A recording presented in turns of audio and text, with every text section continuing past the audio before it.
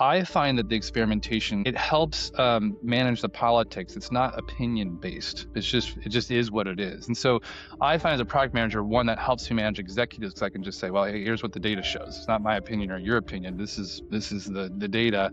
And that helps short circuit a lot of these political or opinion based comments that I think can slow us down. Welcome to the Experimentation Edge, where product managers, data scientists, and engineers talk about how they make smarter decisions. I'm Ashley Stirrup, the Chief Marketing Officer for GrowthBook, and in each episode, I'll sit down with an executive to unpack how they use experimentation and A/B testing to make better decisions. This show is sponsored by GrowthBook, the open source experimentation platform leader. Now let's jump in and get started with our next guest. Welcome to today's episode. Today we have Andrew Willingham, Head of Legal and People Products at Atlassian. And I'm particularly excited to have Andrew on because of his extensive career at Amazon. He spent over 11 years there, and now he's been at Atlassian for a little over a year. And I think he brings a particularly unique perspective from more like the product manager and business perspective. So we have a mixture of guests on the show. Some are more data science oriented, some are more engineering. And so excited to have you on, Andrew. Welcome. Thanks so much, Ashley. Really excited to be here, and thanks for having me. Yeah, maybe you could kick things off by just talking a little bit about the evolution of your career. Yeah, absolutely. So as you mentioned in the intro, I lead people and legal products here at Atlassian. So that's kind of everything from our HRIS to the TA systems. When you interview people, we do all that, both kind of what we build internally and what we license from third parties, right? So it's everything the business needs to run for the people and legal domains. I kind of came here through not in a very direct route. So as you mentioned, I joined Amazon in 2013 as a product manager focused on consumer marketing. So my first job was trying to get people to download and use the mobile shopping application. So I was kind of a mobile guy, had worked in the early days of the apps on the App Store. And so Amazon's like, cool, maybe this guy can help us drive some behavior change. And we did a lot of great work there. So I spent 5 years kind of in Amazon's marketing department. So basically trying to get people to come to the site, trying to interact with our posts on social media networks, all focused on kind of this mobile social thing. And I really loved that work, but I wanted a chance to lead kind of a cross-functional product development team. At that time, I was leading a small team of product and marketing folks. And so I took a job in HR, and kind of one of the first product development teams in Amazon's HR department, focused on building solutions to help Amazon's operations business kind of scale what they were doing. So right, Amazon operations means like everybody in the fulfillment centers, delivery centers, like how we get actual physical packages to customers' doorsteps. So a lot of scale there all over the world. And so we ended up building most of Amazon's kind of 1P talent management software suite that was proprietary. So how we evaluate talent, how we do internal transfers, how we did promotions, how we did organizational design. And that was a kind of the big pivot point of my career. And since then, I've worked in a variety of HR focused roles across talent management, talent acquisition, and now here at Atlassian. Yeah. And so in your early days at Amazon, I imagine you did a lot of A/B testing. Absolutely. I mean, for those of you, I mean, this is a whole experimentation focused podcast, but if you don't know, Amazon A/B tests everything on the consumer website. So any little change we make, the buy button position, the color, font sizes, everything is A/B tested and at massive scale. So I mean, I don't know how much these days the Amazon.com homepage gets in terms of hits, but it's a lot. And so there was kind of when I was working in that marketing job, everything we did. So for example, if I wanted to put an ad on the detail page, like you go to a product page and it says, hey, download the Amazon app and check out on mobile or whatever, we would have to test that placement, make sure that one, of course, we would test it to see does it drive conversion of what we want to do or not. But two, we could not have a negative impact on like page load latency or anything like that. So in that case, it was sort of a double A/B test. One is, are you doing no harm in terms of the page load and that sort of stuff? And then if that's cool, then are you driving, whatever metric you're optimizing on? And we would test that. Everything was tested. Yeah. And so then I'd imagine, you went from a world where you're serving millions of consumers to one where you're focused on Amazon employees, a much smaller employee base. And so sometimes, you just didn't have the data volumes to actually run A/B tests, and so you had to look at different metrics in order to learn as you were building products on that side. Exactly. So I think, the nice thing about particularly Amazon is you have so much traffic that you can run, many simultaneous A/B tests, not even just one. And you're exactly right, Ashley. When we came in, Amazon's still very large scale for HR products. I mean, 450,000 corporate employees, 1.5 million associates. That's still a lot. Not a lot when you're thinking about compared to the gateway traffic where you're talking hundreds of millions of hits or whatever it is these days. So we did have to adjust our approaches. So instead of leading kind of with a pure data approach of like, cool, we did this, and here's our p values and everything else. We moved into kind of relying on very close connection with customer research. So I would sit with like actual HRBPs and be like, okay, I attended many talent reviews. I would sit in there and watch them do it. I'm like, okay, what are you doing here? Why are you bringing the Excel here? What's the PowerPoint for? Didn't you already do that? So we asked a lot of questions to kind of gather that research to try to give us more confidence in what we were going to build. And so I think that sort of, in the user experience space, they would call this, UX research or qualitative research versus quantitative research. And we leaned heavily on that to try to de-risk a lot of our roadmaps before we launched. Yeah, that makes a lot of sense. Can you tell us about a time when you learned a lot after releasing a product or feature? Yeah, absolutely. So everything I just talked about is sitting with customers and doing this. The important thing here is you got to understand who your customer and your user are. It may not be the same person. So I'll share a story. When I first joined HR for that first role, our first project was really focused on building a talent review product. And so, like I mentioned, for operations, there's all these organizational layers all across the world, and you have to roll all of these calibrations up for our yearly kind of calibration review that decides comp and everything at the same time, so that then all of Amazon can roll it up.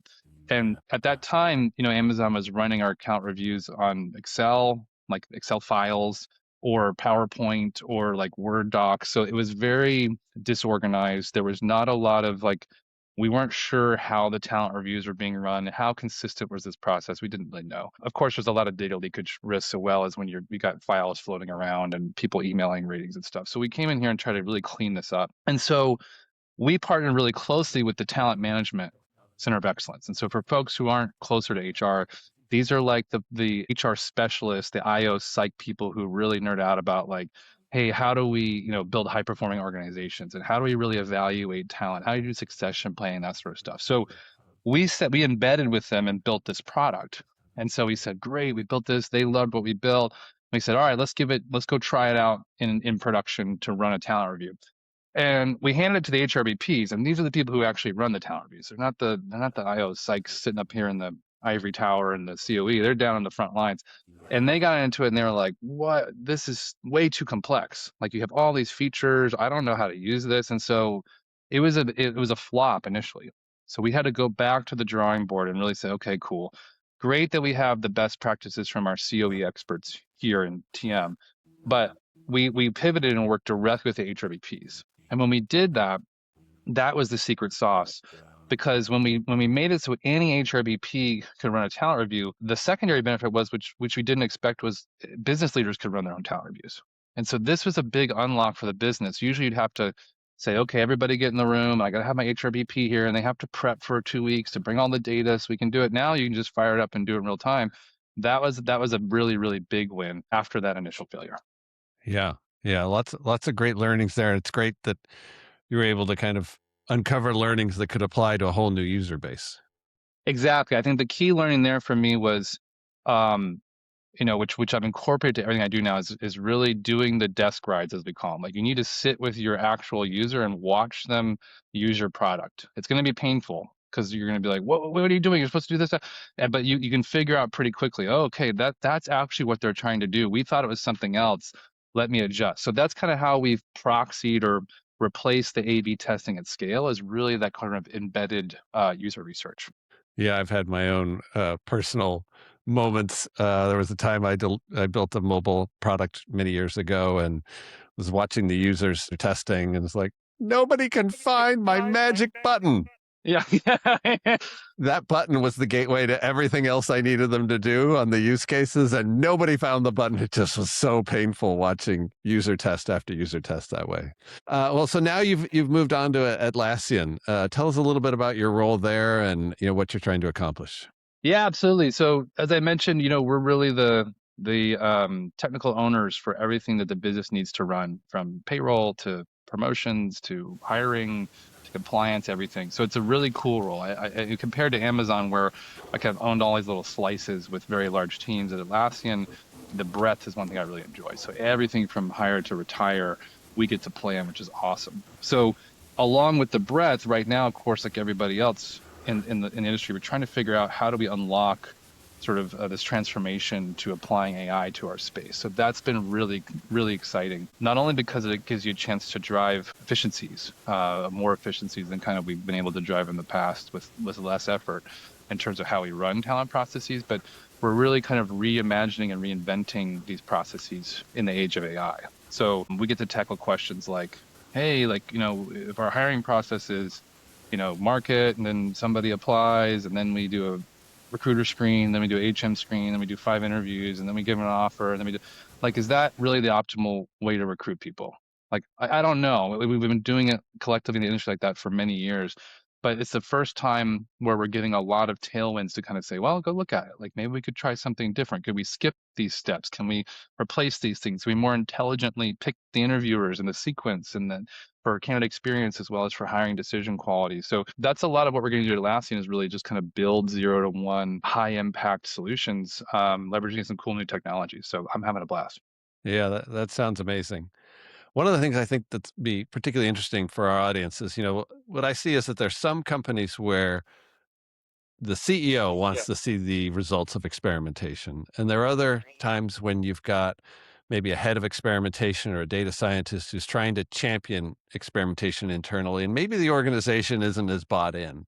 Mm. And to me, I think one of the things that's really interesting is, somebody who owns product strategy like you do, and you need to make a portfolio of bets. You're going to go build something big and new that maybe doesn't make sense for A/B testing, and there's other times where it's very clear that you want to do it. Like, how do you think about what to build, and how do you think about, oh, and this is a good time to A/B test something?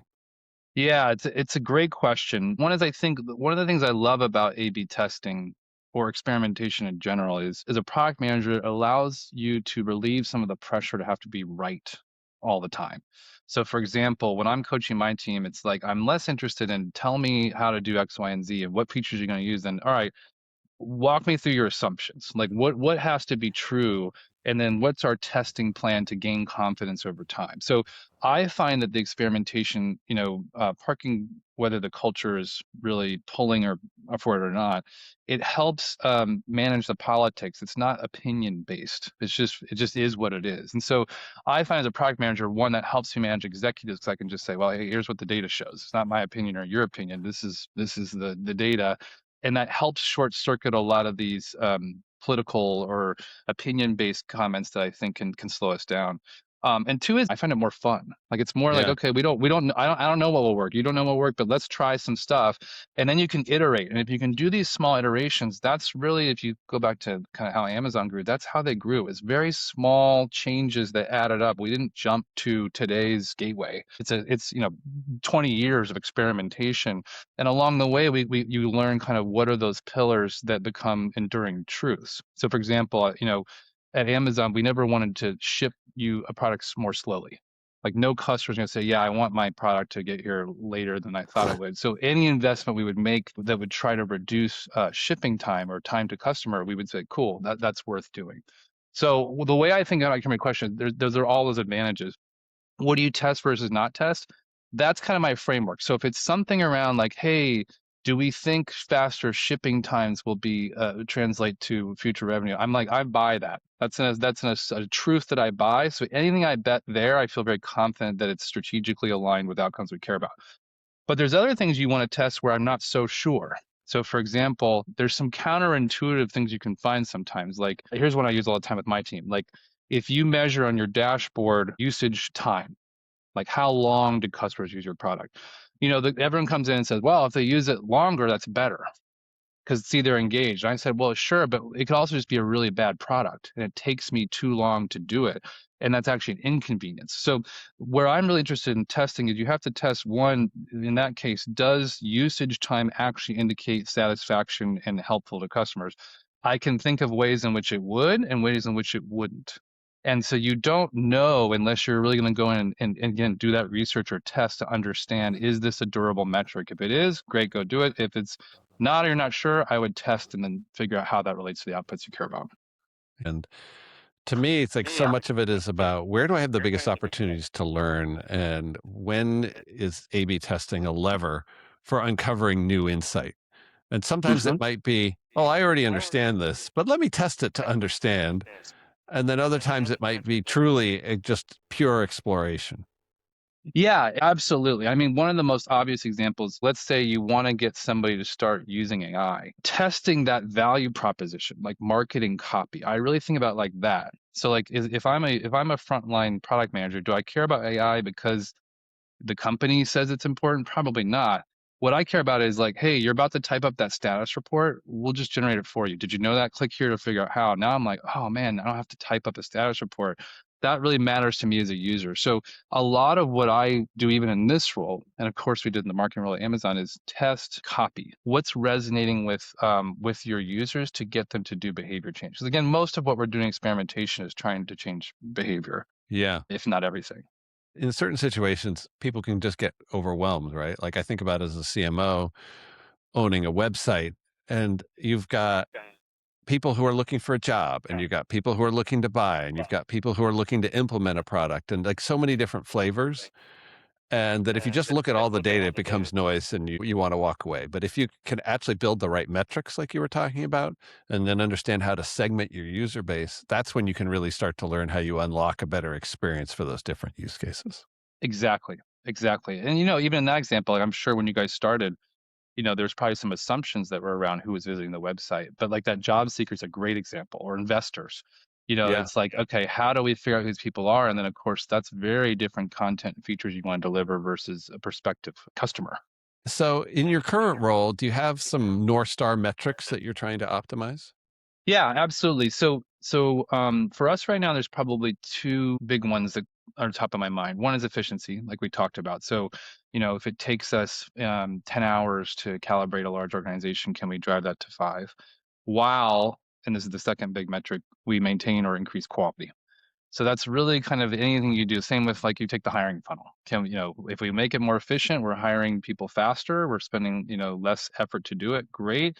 But that only is advantageous if you are also maintaining or increasing quality. So these are kind of my balance metrics. It's like the example I use with my team is like, if our goal is to hire faster, I'll just get rid of all interviews and blind hire people. And then I'm going to, hit my metric and walk away here. Like, but that's why you have to have that quality metric to say, okay, you're optimizing against these things that are naturally kind of antagonistic. Graham McNichols, our CEO, is about to publish a blog where he talks about experimentation teams that get too focused on how many experiments did I run versus how much did I learn. So, like designing the right metrics is super important. We actually had a really interesting webinar with Khan Academy where they were trying to test which version of the AI tutor is actually optimizing cognitive engagement, because they found that was the measure that eventually led to learning. That was the leading Mm. indicator for learning, is how engaged are the students in the learning, and like, are they asking questions that are really helping them learn? Or are they just trying to get the AI to give them the answer so they can go to the next step in the process? So yeah, the whole kind of metric design is such an important step in that process. It really requires a lot of rigor. Yeah. My sense is that's an often underinvested step of this whole thing. So, you want to set up your metrics such that when you run an experiment, you're actually getting signal that you can do something with. So I think your Yeah. example of like this, hey, we ran a volume of experiments, that's a trap I see a lot of folks fall into when really, you're running experiments to generate learnings. And if you run one experiment and generate learnings you can apply that moves the needle, that may be more valuable than saying, well, we tried 500 things and we didn't move the metric we care about at all. It's hard to interpret those results for sure. Yeah. So, as a last question before we wrap up, we definitely see that there are those companies that have really bought in on experimentation and those that are reluctant, and even some businesses that are really high traffic companies, and maybe it's the product manager who's reluctant to A/B test. Why do you think that is? And obviously you had a very different mindset at both Atlassian Hmm. and at Amazon. Yeah, I'll speak from my experience as a product leader and kind of what I've seen. It's a bit scary as a product manager to go down this road because again, you're giving up. It's a bit of an ego hit in some ways because you're not saying I have the answers. You're not saying here, let me tell you what to do and I'm right. You're saying, cool, here's my plan for testing. I don't know if I'm right or not.